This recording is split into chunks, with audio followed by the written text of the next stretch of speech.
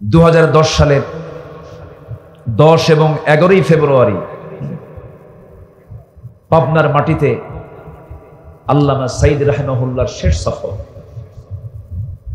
উনি ফেব্রুয়ারিতে মাহফিল করে গেলেন।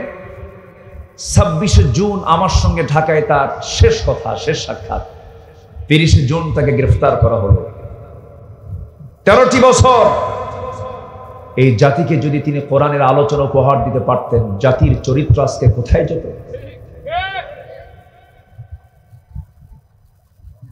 কত পথহারা যুবক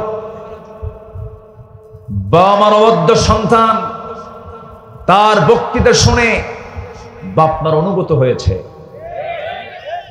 অস্ত্রের ঝনঝনানি রাজনীতি ছেড়ে দিয়ে ইসলামের রাজনীতি শুরু করেছে। সেই মানুষ গড়ার কারিগর এই মুসলিম উম্মার একটি বিশাল সম্পদ আটকিয়ে রেখে 13 বছর পরিবারের হক, মার হক, সন্তানদের হক, জাতির হক, সমাজের হক, সব হক থেকে বঞ্চিত করা হয়েছে। শেষমেশ তাকে বেঁচে রাখাও হয়নি, পরিকল্পিতভাবে জেল থেকে বের করে হসপিটালাইজড করে পরিকল্পিতভাবে সাজানো নাটক তৈরি করে ষড়যন্ত্রমূলক রাজনৈতিক রাষ্ট্রীয় হত্যা তাকে করা হয়েছে। সব গোমর ফাঁস হয়ে যাবে, উন্মোচন হবে সবকিছু ওই ডাক্তারকে ধরতে পারলে। তার গ্রেফতার আমরা দাবি করছি, তাকে গ্রেফতার করা হোক। অবশ্যই তাকে গ্রেফতারের মধ্য দিয়ে এই সত্য উন্মোচন করার দরকার আছে না নাই? আমার জীবনের প্রথম হজের সফর 2009 সাল, প্রথমবার আমি হজে যাই। ওই বছরই জীবনের শেষ হজ সম্পূর্ণ করেন মরহুম শহীদ আল্লামা দেলোয়ার হোসেন সাইদ রাহিমাহুল্লাহ। ওনার জীবনের শেষ হজ আমার জীবনের প্রথম হজ। সেই হজের সফরে আল্লামা হুজুরকে বলা হলো দেশে ট্রাইব্যুনাল গঠন হচ্ছে, মামলা প্রস্তুত হচ্ছে, তো আপনার তো না গেলেও চলবে, আপনি এখানে নাগরিকত্ব পেয়ে যাবেন, বহু দেশ আপনাকে চাবে, আপনি যদি আশ্রয় চান রাজনৈতিক আশ্রয় নিতে পারবে। উনি বলে ফেললেন, আমার দল, আমার দ্বীনি ভাই, আমার কর্মী কষ্টে থাকবে আর আমি আরামে থাকবো, এটা কি হতে পারে? আমি আমার দেশকে ছাড়বো না, আমি আমার আত্মীয় স্বজনকে ছাড়বো না, আমি আমার দলীয় কর্মীকে ছাড়বো না, আমার নেতৃত্বকে আমি কখনো মাইনাস করতে পারবো না, প্রয়োজনে শহীদ হয়ে যাব, দেশ ছাড়বো না। উনি বলেছেন পালাবো না। ফিরে এসেছেন।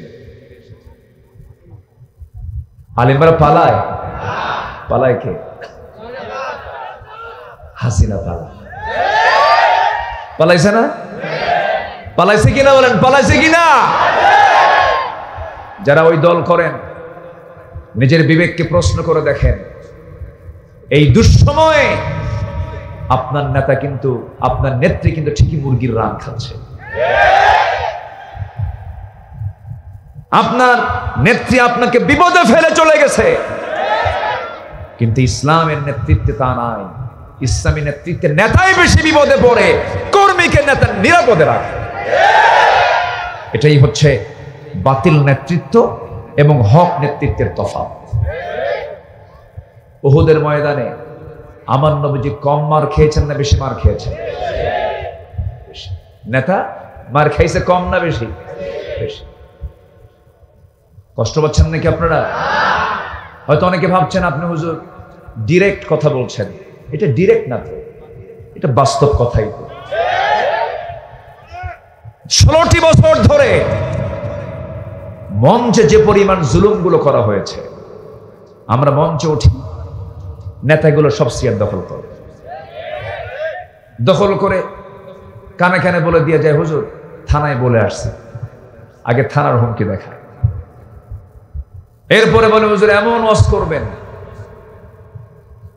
সে ওয়াজটা হবে হলো আকাশের আর কবরে। দুনিয়ার কোনো ওয়াজ করতে পারবে না, দুনিয়া আমরা দেখে নেব, দুনিয়া দেখবে ওরা, আর আমাদের ডিপার্টমেন্ট হলো আকাশ আর কি মাটি। এরকম করে করে জুলুম নির্যাতন করা হয়েছে। 2010 সালে আমার পাশে যিনি বসে আছেন, ওনারা তো জীবন্ত সাক্ষী, অনেক কিছু, তারা অনেক কিছুর সাক্ষী। তারা 2010 সালের 10 এবং 11ই ফেব্রুয়ারি পাবনার মাটিতে আল্লামা সাইদ রাহিমাহুল্লাহর শেষ সফর। উনি ফেব্রুয়ারিতে মাহফিল করে গেলেন, 26শে জুন আমার সঙ্গে ঢাকায় তার শেষ কথা, শেষ সাক্ষাৎ। 30শে জুন তাকে গ্রেফতার করা হলো। 13টি বছর এই জাতিকে যদি তিনি কোরআনের আলোচনা উপহার দিতে পারতেন, জাতির চরিত্র আজকে কোথায় যেত?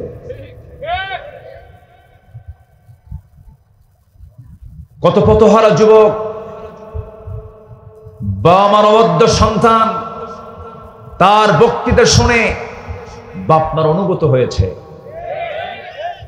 অস্ত্রের ঝনঝনানি রাজনীতি ছেড়ে দিয়ে ইসলামের রাজনীতি শুরু করেছে। সেই মানুষ গড়ার কারিগর এই মুসলিম উম্মার একটি বিশাল সম্পদ আটকিয়ে রেখে 13 বছর পরিবারের হক, মার হক, সন্তানদের হক, জাতির হক, সমাজের হক, সব হক থেকে বঞ্চিত করা হয়েছে।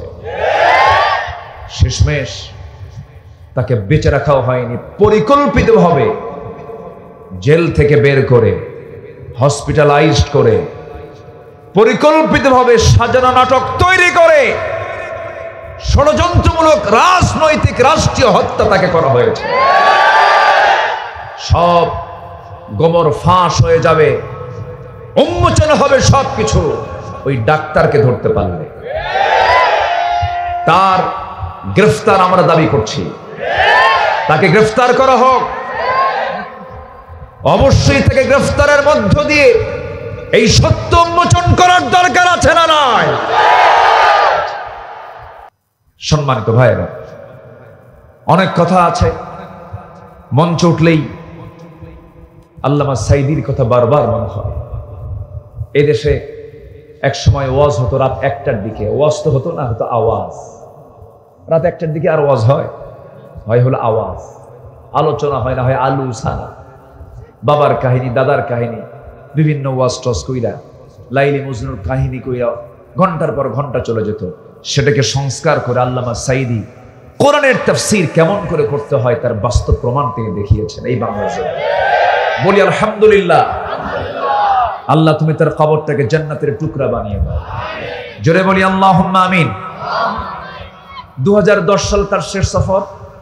11তে আল্লাহ তাআলা এই অধম, এই নগণ্য, যোগ্যতা নাই এই নগণ্য গোলামকে আমান ট্রাস্টে আল্লাহ তাআলা কবুল করলেন।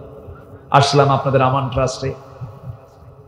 11 দারুল আমান ট্রাস্ট, 11, 2011, 12, 13, 14, 4 বছর, 3, 4, 12টা পর্বে। সকালে মহিলা সমাবেশ, 2 দিন রাতের মাহফিল। এই মাহফিলটা আল্লাহ তাআলা আমাকে দিয়ে করালেন। 14 সালের শেষের দিকে মাহফিলে হামলা করা হলো। একটা মাহফিলে অস্ত্রের ঝনঝনানি প্রকাশ হলো, আমাকে লক্ষ্য করে গুলিও ছোড়া হলো। শেষমেশ আমাকে হামলা করলো, মঞ্চে আগুন ধরাইয়া দিল। শেষে আমি শুনি 3 দিন পর আমি হলাম 1 নম্বর আসামি। কোথায় তারা? আজকে পাবনার সেই সন্ত্রাসীগুলো কোথায়? ঠিক কিনা? এই সমস্ত আচরণকে আল্লাহর ওলি করে না, সন্ত্রাসরা করে। কোথায় তারা? আল্লাহ নাই? আসতে বলবেন না, আল্লাহ আছেন না নাই? কোরআন থেকে আমরা শুনবো কথা, কার গায়ে লাগলো এটা আমাদের দেখার তো কোনো বিষয় নয়। যার গায়ে লাগবে তার সমস্যা, ঠিক কিনা? কোরআন শুনে যদি কারো গায়ে লাগে তাহলে ভাবতে হবে ওর সমস্যা, কোরআনের সমস্যা নয়। কিন্তু ওদের কাছে মনে হয়েছে কোরআনেরই সমস্যা। এই জন্য তারা কোরআনকে অচল করতে চেয়েছিল, অচল করতে নিয়ে এমন অচল হয়েছে ওরা খুঁজেও পাওয়া যাচ্ছে না, ঠিক কিনা? তবে আমাদেরকে ব্যক্তিগত মান উন্নয়ন করতে হবে। জাতিগত হিসাবে আমার দেশের মানুষ সত্য কথা বেশি বলে না, মিথ্যা কথা বেশি বলে। খুব ভালো চরিত্র না? আস্তে কয় ভালো চরিত্র। আমি মাঝে মাঝে বলি কি জানেন, কোন বান্দার যদি একটা আমল থাকে মিথ্যা কথা না বলা, ওর চাইতে দুনিয়ার শ্রেষ্ঠ পীর আর দ্বিতীয় জন হতে পারে। যে ব্যক্তি মিথ্যা ছাড়বে তার জন্য জান্নাত ওয়াজিব হবে। জোরে বলি সুবহানাল্লাহ। আমার বন্ধুগণ, জান্নাত পাওয়ার জন্য তো বেশি আমল লাগবে না, একটা আয়াতে আমাকে আপনাকে জান্নাতে নিয়ে চলে যাবে। সেই আয়াতটা আমি তেলাওয়াত দিয়ে শুরু করেছি, একটু কান লাগাবেন, মনোযোগ দিয়ে শুনবেন, ইবাদত মনে করে সবাই বসবেন, দাঁড়ায় থাকবেন। আল্লাহ রাব্বুল আলামিন বলেন, ইন্নাল্লাযীনা আমানু ওয়া আমিলুস সালিহাতি কানাত লাহুম জান্নাতুল ফিরদাউসি নুজুলা খালিদিনা ফিহা লা ইয়াবগুনা আনহা হিওয়ালা। জোরে বলুন আল্লাহু আকবার। ইন্না নিশ্চয় আল্লাযীনা যারা আমানু যারা ঈমান আনবে, ওয়া আমিলুস সালিহাত সাথে যারা নেক আমল করবে, ভালো ভালো আমলগুলো করবে, এই দুইটা আমলের ফলাফল হলো আল্লাহ নিজে বলছেন আমি তাদের জন্য এক নম্বরে জান্নাত, জান্নাতুল ফিরদাউস বরাদ্দ রেখে দিয়েছি। কয়টা আমল বলেন? কয়টা আমল? এই দুইটা আমল আমাকে আপনাকে মজবুত করতে হবে। নাম্বার 1 হলো ঈমান টানতে হবে, ভালো করে ফ্রেশ ঈমান হতে হবে, নির্ভেজাল ঈমান হতে হবে। মানুষের শরীরে যেমন ক্যান্সার হয়, যার কোনো অ্যান্সার থাকে না, তেমন ঈমানের কিছু ক্যান্সার আছে। যে ক্যান্সার ঈমানের মধ্যে ঢুকলে পরে তার ঈমানটা খেয়ে শেষ করে ফেলে, সে জান্নাত পাবে না। ক্যান্সার আক্রান্ত ঈমান আনা যাবে না, ভেজাল ঈমান আনা যাবে না, ফ্রেশ ঈমান আনতে হবে। আল্লাহ রাব্বুল আলামিন ঈমান আনার ব্যাপারে আরেক জায়গায় তাকিদ দিয়ে বলছেন, ইয়া আইয়ুহাল্লাযীনা আমানু আমিনু, ভালো করে তোমরা ঈমান আনো, আমাকে ভয় করার মতো তোমরা ভয় করো, আমাকে জানার মতো তোমরা জানো, তাওহীদের জ্ঞান তোমরা হাসিল করো। ঈমান আছে, আমল নেই হবে না, আমল আছে কিন্তু তাকওয়া নাই হবে না। ঈমানও লাগবে, আমলও লাগবে। আবার ঈমানটা আপনি রক্ষা করার জন্য ইসলামের দরকার আছে না নাই? ঈমান এবং ইসলাম বীজ এবং গাছের মতো। বীজ এবং গাছ, অর্থাৎ বীজ যদি ভালো হয় গাছ ভালো হয়, বীজ যদি দুর্বল হয় গাছও দুর্বল হয়। এই জন্য চারা আর গাছের মধ্যে যেমন অঙ্গাঙ্গী জড়িত সম্পর্ক থাকে, ঈমান এবং ইসলাম তেমনি চারা গাছের মতো। ঈমান, ইসলাম, তাকওয়া, আমল। ঈমান আছে, ইসলাম মানে না হবে না। ইসলাম আছে, ঈমানও আছে, কিন্তু তাকওয়া নাই, তাও হবে না। ঈমান, ইসলাম, তাকওয়া সবই আছে, কিন্তু আমল নাই, তাও হবে না। সব এই চারটা জিনিস লাগবে কি লাগবে না? আসতে লাগবে কি লাগবে না? কয়টা জিনিস বলেন? কয়টা? ঈমান, ইসলাম, তাকওয়া, আমল। বলেন, ঈমান, ইসলাম, তাকওয়া, আমল। এই চারটা যদি ঠিক থেকে যায়, তারা ঠিকানা জান্নাত হয়ে যাবে। জোরে বলে সুবহানাল্লাহ। সম্মানিত ভাইরা, সবার আগে আমাদের টার্গেট থাকতে হবে, পৃথিবীর কেউ খুশি হোক অথবা বেজার হোক, এতে কোনো আমার যায় আসে না। সবার আগে সন্তুষ্ট করার জন্য চূড়ান্ত চেষ্টা থাকতে হবে। কার সন্তুষ্টি? আসতে বলবেন না, কার সন্তুষ্টি? আল্লাহ। এই সন্তুষ্টি আল্লাহর অর্জনে চুল পরিমাণ অবহেলা করার সুযোগ নাই। আল্লাহকে সন্তুষ্ট করার চেষ্টা করতে হবে সব সময়ের জন্য। আল্লাহ সবচেয়ে বেশি খুশি হন যখন বান্দা তার দিকে এগুতে থাকে। যেরকম সুবহানাল্লাহ। আল্লাহ নিজে বলছেন ওয়াল্লাযীনা জাহাদু ফিনা, যারা আমার পথে আসার জন্য চেষ্টা করে, লানাহদিয়ান্নাহুম, লামে তাকিদ নুনে তাকিদ, লানাহদিয়ান্নাহুম সুবুলানা, সাবিলের বহুবচন হচ্ছে সুবুল। আমি তার জন্য এক রাস্তা না, যারা আমার পথে আসতে চায় আমি তার জন্য অসংখ্য রাস্তা বের করে দেব। তাহলে আমি চেষ্টা করব, আমাকে রাস্তা বের করে দিবেন তিনি কে? আসতে বলবেন না, তিনি কে? আল্লাহ। সম্মানিত ভাইয়েরা, রাসূলকে মারার জন্য রওনা দিয়েছিলেন একজন সাহাবী।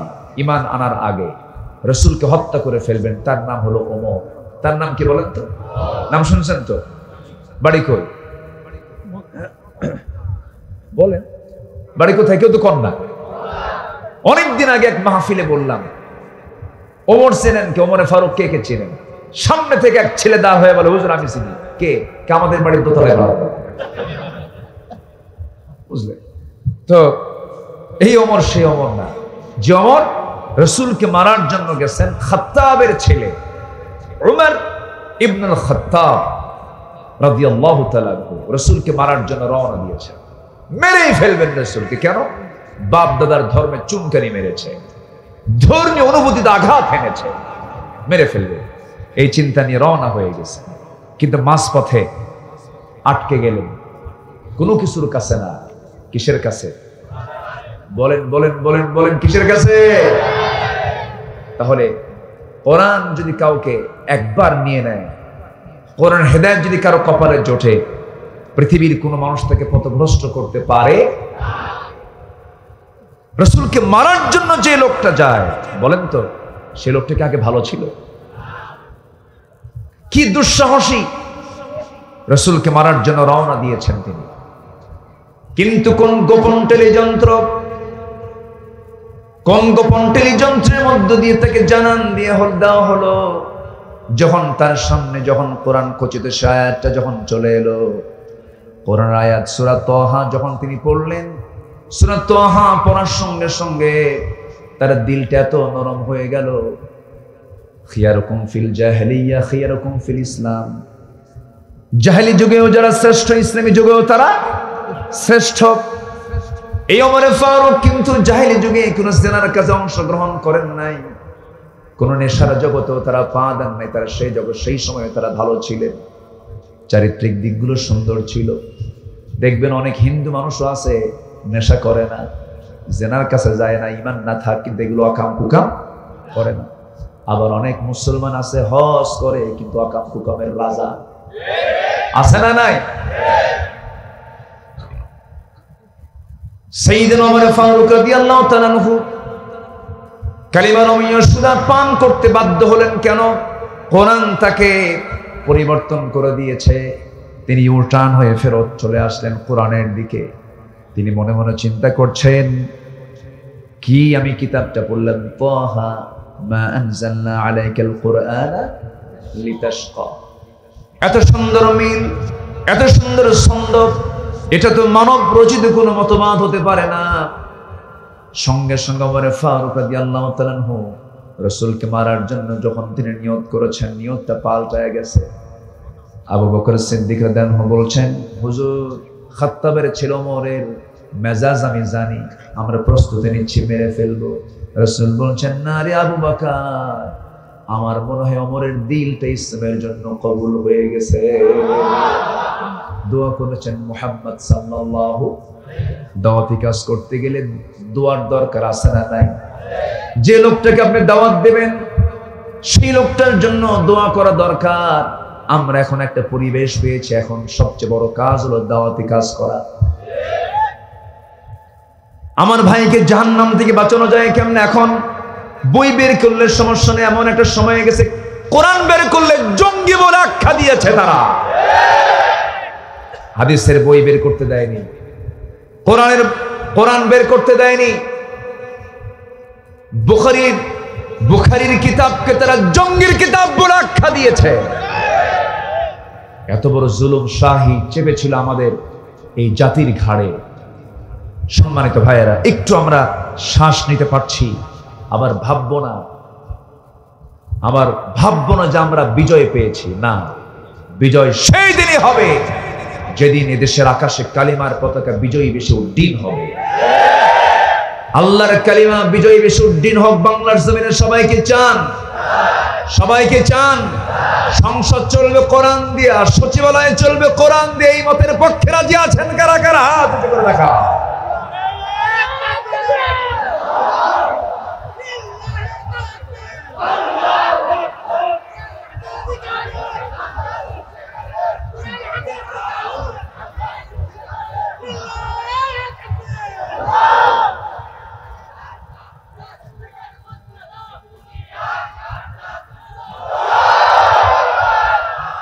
হাত নামান।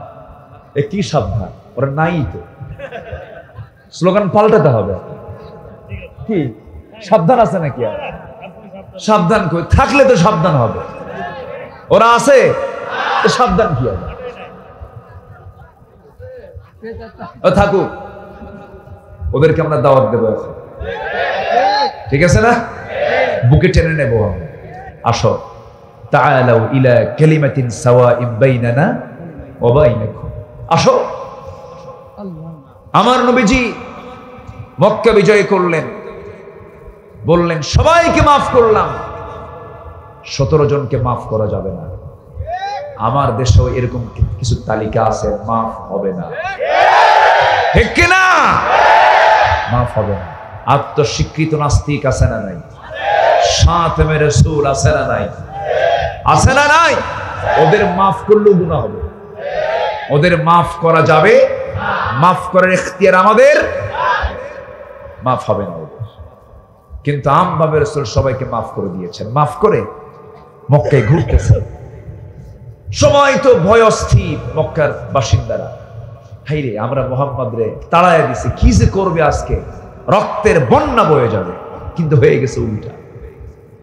আমার নবী যে মক্কায় ঢুকি, তিনি নিজের পরিচয় গোপন করে ফেলেছেন। এক বুড়ি মহিলাকে দেখেন ছটফট করতেছে, একটা টোপলা নিয়ে মাথায় রেখে দৌড়াচ্ছে। রাসূল বলেন, মা কই যান? তো মুহাম্মদ ঢুকছে। আল্লাহু আকবার বলবেন না? কোথায় ঢুকছে? কি মক্কায় ঢুকছে, শেষ করে ফেলবে। তাই তো আপনার তো নিতে কষ্ট হচ্ছে, টোপলাটা আমারে দেন, নাও তাড়াতাড়ি নিয়ে চলো, মুহাম্মদ থেকে বাঁচতে হবে। দেখেন কি অপপ্রচার চালাইছিল মক্কার কুরাইশরা। কি কথা কি বোঝা গেল? মানে মক্কার কুরাইশদের অপপ্রচারটা এত তুঙ্গে ছিল যে সবাই সন্দেহ করছে মুহাম্মদ বুঝি সব শেষ করে ফেলবে। আমার নবীজি বুড়ির গন্তব্যের একদম চূড়ান্ত জায়গায় পৌঁছে গিয়ে টোপলাটা রেখে বললেন, মা এখন আমি চলি। চট করে তাকে হাতটা চেপে ধরে টেনে ধরে বলতেছেন, না আমি তোমাকে যেতে দেব না। মক্কায় তো এরকম ভালো মানুষ খুঁজে পাওয়া মুশকিল, তোমার পরিচয়টা কি? আমার রাসূল বলছেন, মা ওই যে মক্কা থেকে এত দূর পর্যন্ত আপনি যার ভয়ে আতঙ্কিত হয়ে এত দূর পর্যন্ত চলে আসছেন, সেই আতঙ্কিত নামটাই আমি মুহাম্মদ সাল্লাল্লাহু আলাইহি ওয়াসাল্লাম। বুড়ি মহিলা কান্দে আর বলে, ও আমার কওমের লোকেরা, তোমরা কাকে ভয় পেয়েছো? এ তো জগৎধন্য মানুষ, সে তো মানব সেবার জন্য প্রস্তুত, আমরা তার সেবা নেওয়ার জন্য প্রস্তুত নই। আমরা পড়লাম লা ইলাহা ইল্লাল্লাহ। আমার নবীজি ব্যবহার দিয়ে পৃথিবী জয় করেছেন, আমরা মাফ করে দেব। কিন্তু মাফ হবে না, আমি কইছি না মাফ হবে না, কিছু মাফ হবে না। আর কিছু মাফ করার জন্য ওয়াল কাযিমিনাল গায়য ওয়াল আফিনা আনিন নাস আল্লাহু ইউহিব্বুল মুহসিনিন। আল্লাহ তাআলা নিজেও বলেছেন, মাফ করে দাও। তুমি মাফ করবে, আল্লাহ তোমাকে মাফ করে দিবে। আমরা কালিমার দাওয়াত দেব, এখন কম করো না, বেশি করো। গ্রামে গ্রামে তালিকা করব, কাকে কাকে দাওয়াত দেওয়া দরকার, কাকে কাকে নতুন করে কালিমা পড়ার দরকার, ঠিক কিনা বলে? আগে তো কালিমা ছিল একরকম, ওদের কালিমা ভিন্ন ছিল। তো মঞ্চে উঠেই বলতো, আমি স্মরণ করছি, কি আল্লাহর নাম তো নাই। সেই নেতার ভাস্কর্যগুলো প্রত্যেকটা মোড়ে মোড়ে লাগানো ছিল, শত শত কোটি টাকা খরচ করে এই মুরালগুলো, এই ভাস্কর্যগুলো বানানো হয়েছে বাপের টাকা না জনগণের টাকা? আমার নবীজির কোনো ভাস্কর্য আছে? দাম তো নাই রাসূলের। আজ থেকে আছে না নাই? আমার নবীজির একটা ছবি কি আছে দুনিয়াতে কোথাও? দাম কমছে?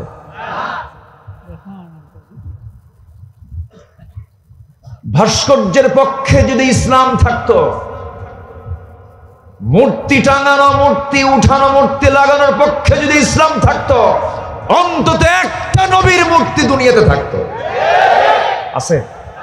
আর কি এক্সাম্পল নেবেন আপনি? কি উদাহরণ নেবেন আপনি? সেই ভাস্কর্য ভাঙতেছে পরের দিন 6 আগস্ট, একদম মাথায় চড়ছে একজন, মাথায় একদম মাথার উপর চড়ে ভাঙছে। প্রশ্ন করছে ডক্টর ইউনূসকে যে আপনার দেশে এরকম করে একজন সম্মানিত ব্যক্তির ভাস্কর্য ভাঙতেছে, মাথা ভাঙতেছে, আপনার প্রতিক্রিয়া কি? এই প্রশ্ন আমারে করেন কেন? ওনার মেয়েরা করেন, তার বেটিরে করেন। এই পরিস্থিতির জন্য আমরা দায়ী নয়, তার মেয়েটাই দায়ী। কথা ক্লিয়ার? কথা ক্লিয়ার? আমরা কথায় বিশ্বাসী হব না, আমরা কাজে বিশ্বাসী হব। জোরে বলি ইনশাআল্লাহ। 16 বছর শুধু শুনেছি কথা, কিন্তু কাজ পাইনি আমরা। এখন টের পাচ্ছি, এখন তো মিডিয়া সব ওপেন করে দিচ্ছে। কাজ কি পাইছি জাতি বুঝে গেছে। এমন সংসার, 18 লক্ষ কোটি টাকা ঋণ, এমন সংসার থুয়ে গেছে। কত লক্ষ কোটি টাকা? তার মধ্যে থেকে আবার নিজেরাই নিয়ে গেছে হলো 11 লক্ষ কোটি টাকা। দেশপ্রেমিক, হ্যাঁ, দেশপ্রেমিকের লক্ষণ এগুলো। শুধু পুকুর চুরি নয়, এরা সাগর চুরি করেছে, ঠিক কিনা? এরা সাগর চুরি করেছে। আমার বন্ধুগণ, আমি কি শেষ করে দেব নাকি? ওই যে কিছু পাগড়ি বাচ্চারা, ও শিক্ষকের ডাক পড়ে গেছে, সাইক্লোন হলেও থাকবে। যদি এখানে ঝড়ও শুরু হয়, যত কিছুই বলেন আপনি, থাকবে না। শিক্ষক যেখানে, ছাত্র, এটাই তো নেতৃত্ব, এটাই হচ্ছে জামাত। আল্লাহু আকবার, যেখানে আল্লাহু আকবার। ইমাম আছে যেখানে, মুসল্লি আছে, ওদের ফজরে উঠতে হবে। তার আগে যদি হাফেজ হয়, তাকে একটা সবক দিতে হবে, নতুন সবক মুখস্থ করতে হবে। কত সুন্দর সিস্টেম। আল্লাহ তুমি এদেরকে বড় আলেম বানাও। আবার ইনি আবার কোথায় কোন হাফিজে মাদ্রাসা ছাত্র, ওদের পিছনে যাচ্ছে, উনি আবার চান্স নিছে, এই চান্স আমি চাই। বসেন বসেন। আমি কোন সূরা থেকে কথা শুরু করেছি বলেন তো, মনে আছে আপনাদের? কাহাফ মানে হলো গুহা। কাহাফ মানে কি বলেন? গুহা। আসহাবুল কাহাফ, আন্না আসহাবাল কাহাফি ওয়ার রাকিমি কানু মিন আয়াতিনা আজাবা। আল্লাহু আকবার। মুহাজির ছিলেন, হিজরত করে দেশ ছেড়েছিলেন জালিম বাদশার অত্যাচার থেকে বাঁচার জন্য। আল্লাহ তাআলা তাদের এই হিজরতকে কবুল করলেন। এখন পর্যন্ত ঘুমায় তারা ওই গুহার মধ্যে, কিয়ামত পর্যন্ত ঘুমাবে। আল্লাহ তাদের পাহারা দিচ্ছেন। মুহাজিরদের সাহায্যকারী কে? আসতে বলবেন, তিনি কে? আল্লাহ।